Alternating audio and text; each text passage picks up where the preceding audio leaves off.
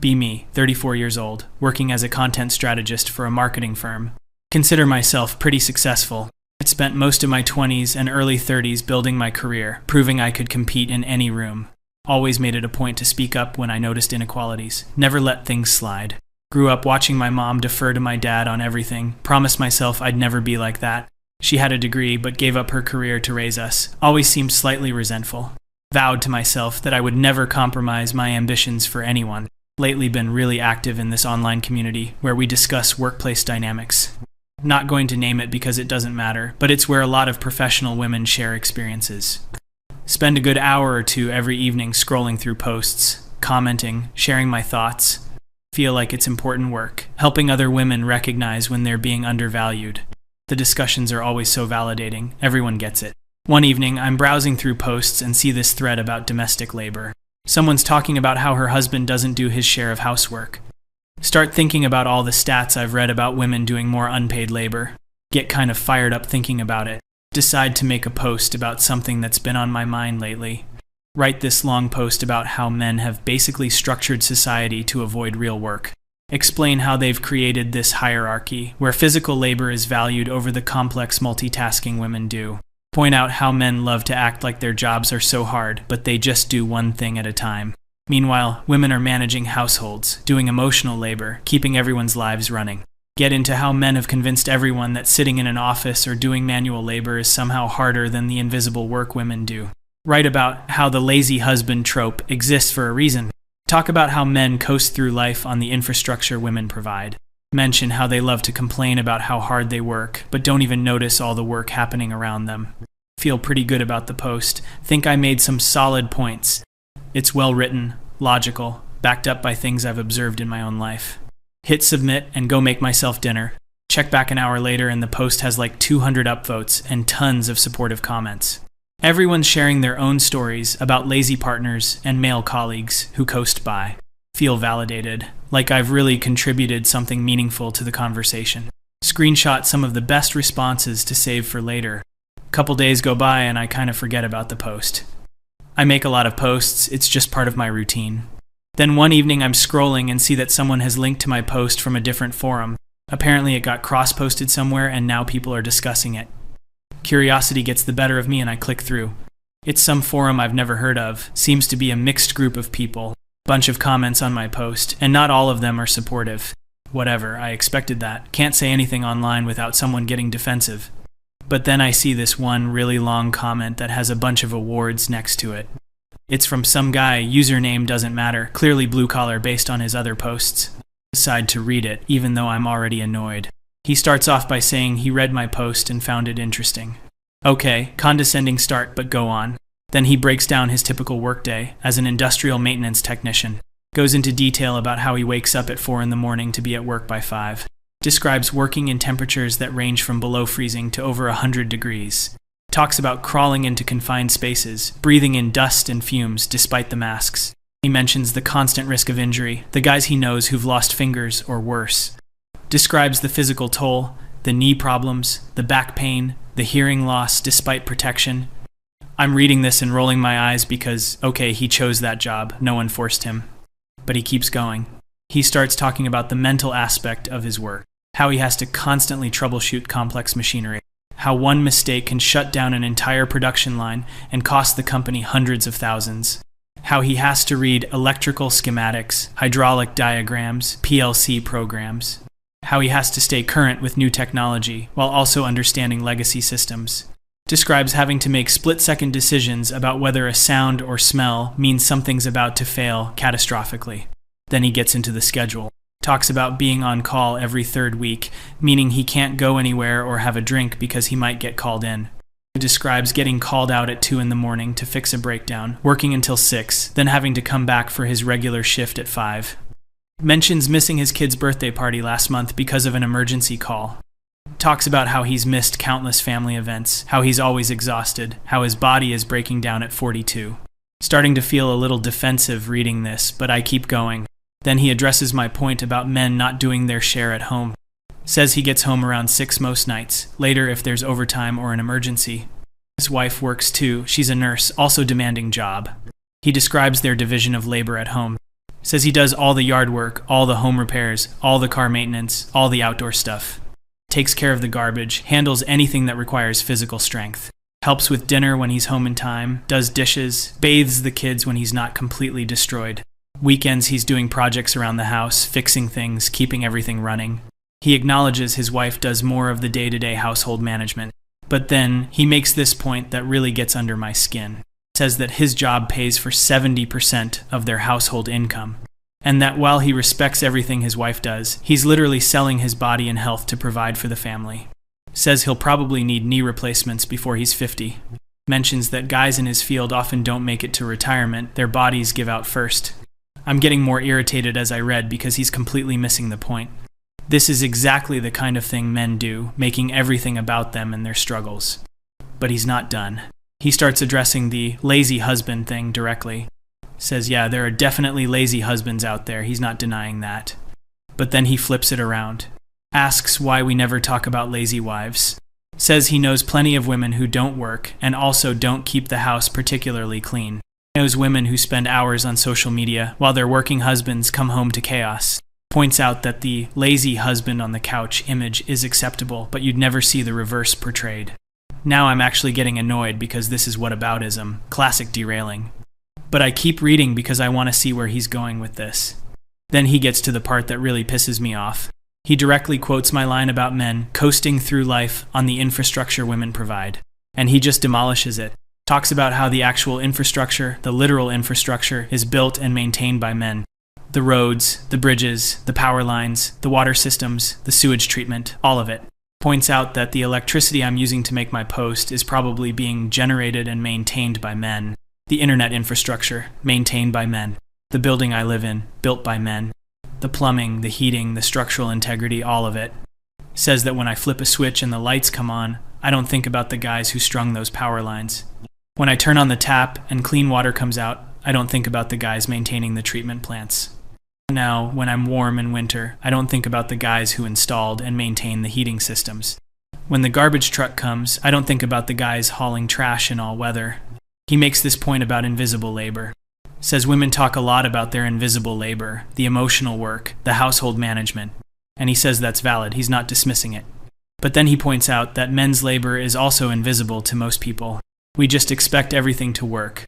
Expect the roads to be paved, the power to be on, the water to flow, the garbage to disappear. Never think about the army of mostly men making that happen. Reading this and trying to find the flaw in his argument.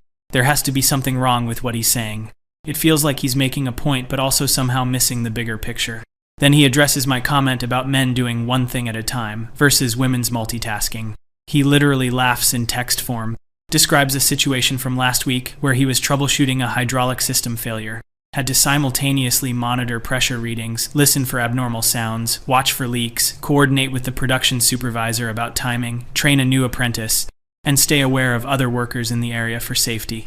All while working around hot equipment in a confined space. Says the idea that his work is simple or single-focused shows a complete lack of understanding. Okay, that actually makes me pause a bit. I genuinely never thought about it that way. But I'm still not ready to concede the argument. He wraps up with this part that really gets me. Says he's not trying to diminish women's work or struggles. Acknowledges that women face real discrimination and real challenges. But says that painting all men as lazy and claiming they coast through life is ignorant and insulting. Points out that most men he knows work themselves to the bone. Many of them are doing it for their families, for wives and kids they love. They're sacrificing their bodies, their time, their health. And then they go online and see posts like mine calling them lazy. Says his dad was the same way, worked in a factory for 35 years. Died at 68 from mesothelioma, lungs destroyed despite all the safety equipment. Spent his whole life providing for his family and never complained. And now his generation of men gets called lazy and privileged. The comment ends with him saying he hopes I'll consider that maybe my perspective is limited to my own experience. Suggests that before making sweeping statements about men being lazy, I should spend a day doing what he does. Says he'd be happy to swap jobs for a week. He'll sit in my office and I can crawl around industrial machinery. See who's begging to quit first. Sitting there staring at my screen feeling this weird mix of emotions. Part of me is angry because this feels like an attack. Part of me is defensive because I don't like being told I'm wrong. But there's this small part that's uncomfortable because some of what he said rings true. I don't want to admit it though. Start mentally preparing my response. Going to point out all the things he's missing about systemic inequality. I'm going to explain how his individual experience doesn't negate the broader patterns. Going to break down how the patriarchy hurts men too, and that's not women's fault. But before I can start typing, I notice the other comments. Hundreds of them now. Lots of other blue-collar guys sharing their own experiences. Construction workers talking about the injuries, the weather, the physical toll. Electricians talking about the danger, the complexity, the responsibility. Plumbers, mechanics, welders, all of them pushing back on my characterization. But it's not just men. There are women too. Women married to blue-collar workers talking about what they see their husbands go through. Women who work in trades themselves, describing the demands. Even women who agree with me on a lot of feminist issues saying, I missed the mark on this one. One woman writes about watching her husband leave for work in the dark and come home in the dark for years. Talks about the toll it took on him, how he aged rapidly, how he was always in pain. Says he never complained, never asked for recognition, just did what needed to be done. And she's angry that someone would call that coasting or lazy. Another woman who works as a welder describes her own experience. Talks about the sexism she faces in the field, which is real. But also talks about how demanding the work itself is. Says the idea that physical labor is somehow easy or less valuable than office work is classist and wrong. That word hits me. Classist. Am I being classist? No, that's not what this is about. I'm talking about gender dynamics, not class. But the more I read, the more uncomfortable I get. People are making points I can't easily dismiss. They're not being illogical or emotional. They're presenting their lived experiences and they contradict my narrative. Try to think about the men in my own life. My dad worked in sales, was gone a lot, but I remember him being tired. My uncle was a contractor, remember him always having some injury or another. My grandfather worked in a shipyard, died young from a heart attack. But that's different, right? That's just the patriarchy making men think they have to be providers. That's toxic masculinity forcing them into these roles. Except the welder woman addressed that too. Said she chose her job because it pays well and she finds it meaningful. Said framing it as, victimhood is insulting. She's not a victim of anything, she's a skilled tradesperson. Closed my laptop feeling frustrated. This isn't how this was supposed to go. My post was supposed to spark discussion among people who got it. Instead, it got hijacked by people who don't understand systemic analysis. Try to let it go, but I keep thinking about it over the next few days.